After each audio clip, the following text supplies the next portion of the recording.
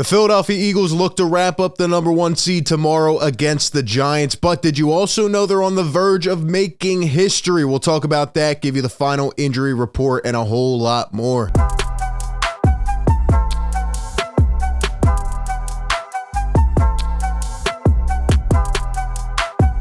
What is going on, everyone? RB here. Welcome into A to Z Philly, your #1 home for Eagles coverage. Do us a favor, hit that like button if you do enjoy this video, and subscribe to A to Z Philly on YouTube, so that way you don't miss out on any of the coverage. Today we are back just less than 24 hours away, where the Philadelphia Eagles look to wrap up the #1 seed tomorrow. The conference, the bye, the home field advantage, all that and more. Will they get it done? Well, they are going up now officially against the New York Giant backups. That is right. This coming out earlier today.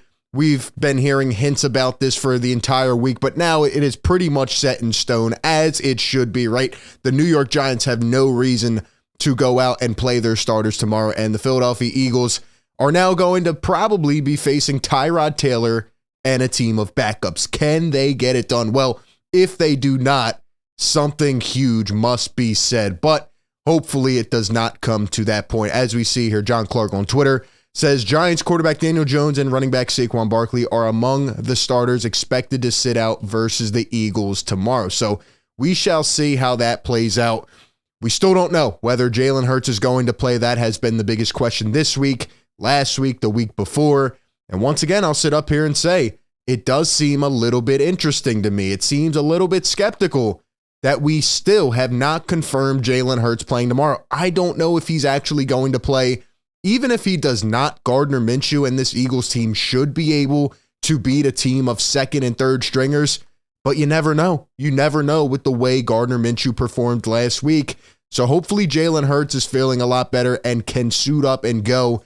If not, the Eagles could potentially be in a little bit of trouble. I don't think they would suffer this game and cough it up, but you never ever know. But speaking of the game, how about a game within the game?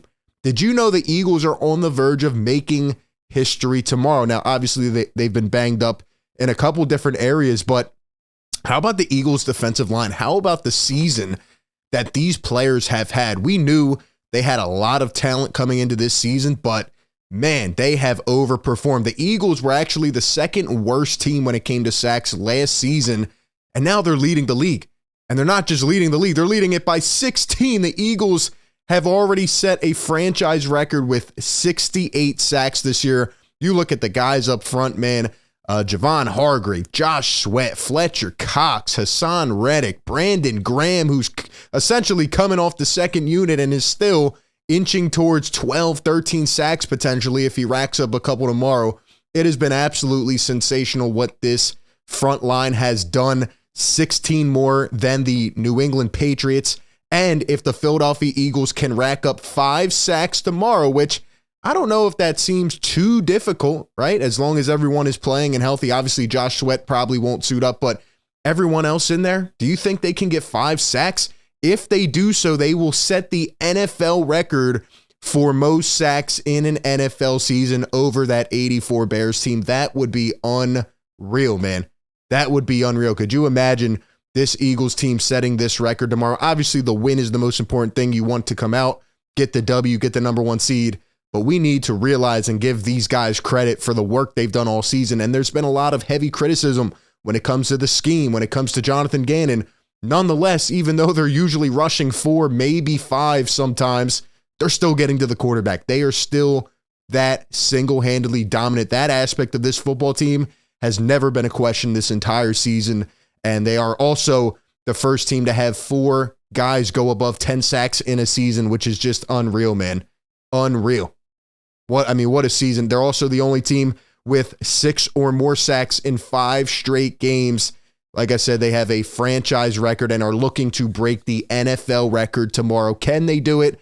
I don't see any reason why not, going up against the backup Giants and Tyrod Taylor, who's really not that good of a quarterback. Now, speaking of this Eagles team, speaking of this game tomorrow, we know there's a lot on the line.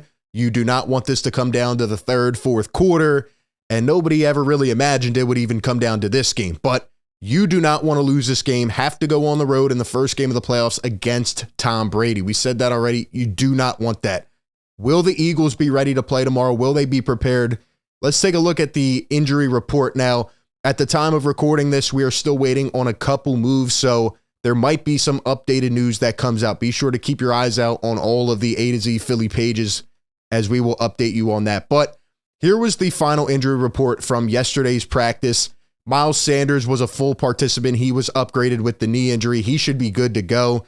Jalen Hurts, as we talked about, is still up in the air. Nobody knows. Nobody knows, and I don't believe we'll find out until tomorrow morning, maybe game time. And it's going to be interesting to see what happens. Obviously, Avonte Maddox still out, Lane Johnson, a couple of the other guys we already know. Now, what's really interesting is that, according to Elliot Shore-Parks here on Twitter, the Eagles still listing Jalen Hurts as questionable with the right shoulder, but the line is still staying at a -14. Now, what does that mean? Well, it means Vegas thinks that Jalen Hurts is going to play, and I think we all believe that it is imminent for the starting quarterback, for the MVP candidate to come out here and try to be himself and win this game, because the confidence is really deflated when it comes to Gardner Minshew. I don't know if people believe Gardner Minshew can beat a backup team. I think he can, but you never know. You never know what version you are going to get, especially after he looked just pitiful last week. And according to Zach Berman here on Twitter, something else to keep your eyes on. The Eagles have until 4 p.m. today. We are not there yet, but they have until 4 p.m. to either activate CJ Gardner-Johnson, activate Robert Quinn, both from IR, and to sign Brett Kern, the punter, from the 50 or to the 53-man roster. Right now, there's one roster spot open. The Eagles waived guard Sua Opeta yesterday. So right now, it kind of seems like the way to go is to sign Brett Kern, because the Eagles do not have a punter on the roster right now. So there was a lot of optimism when it came to CJ Gardner-Johnson, when it came to Robert Quinn this week. But as of right now, the Eagles have one roster spot open. So it seems like the punter is the obvious way to go. Maybe the Eagles don't think they're fully ready yet. And I have no problem giving CJ Gardner-Johnson another week, another 2 weeks. If they wrap up the 1 seed, give him time to heal and get ready for the playoffs, because he is such a difference maker. He has been such a huge component of that defense on the back end this year, and you're going to need him. You obviously are going to need him. You cannot really withhold with Reed Blankenship or Kayvon Wallace come playoff time. So I'm perfectly fine with that, and obviously the Eagles have enough defensive line depth to get through this game, but hopefully they will see these additions start to pay off in the next couple weeks as they get healthier. Also, Zach Berman follows up by saying, the Eagles don't necessarily need to activate CJ or Robert Quinn if both players require an additional week, like we were saying. They did resume practice this week. Apparently, they looked much better. They were looking good, going through their rhythm.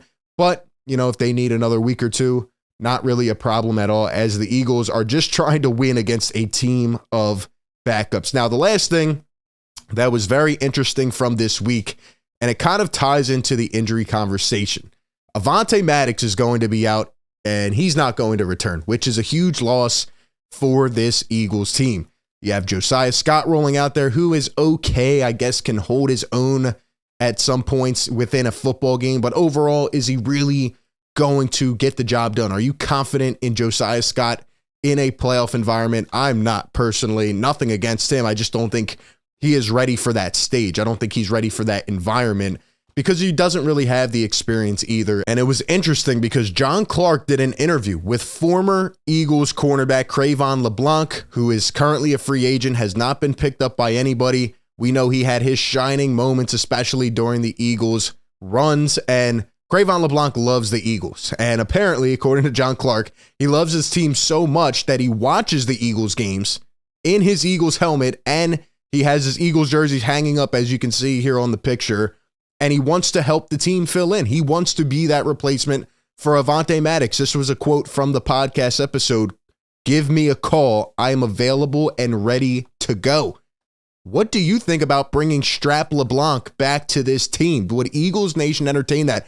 I know he's a decent quarterback or cornerback in terms of, talent, but in terms of personality, in terms of that flavor that he brings, he was almost a fan favorite for a couple years, and I think Eagle Nation would love it. I think they would entertain bringing back Cre'Von LeBlanc, and I think he would be better than Josiah Scott. He's been to the moment. He understands what it takes. Not saying he is there in terms of the talent level, not saying it matches, And obviously he's been off for a little while now, but I think he could fit right into the scheme, given a couple weeks, given a little bit of practice and preparation.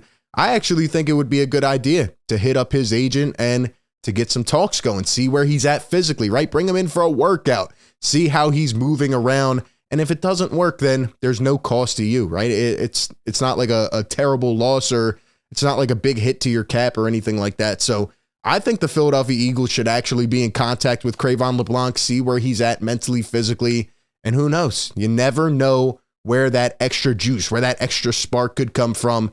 Maybe the Eagles go out and entertain that idea. But that being said, the main focus, the main thing on our minds is for the Philadelphia Eagles to go out and win this football game tomorrow at whatever cost it takes. Go to extreme measures. Push whatever buttons it may take. If Jalen Hurts doesn't play, do what you have to do. Run the ball 40 times. Who cares? Win the football game. Lock up the number 1 seed and go into the playoffs a lot more confident. Those are just my thoughts. I want to hear from Eagle Nation, though. Drop your thoughts down below in the comment section. How do you feel about this game tomorrow? Appreciate everyone tuning in. Be sure to like, comment, subscribe, and like always, I will catch you all on the next one. Peace.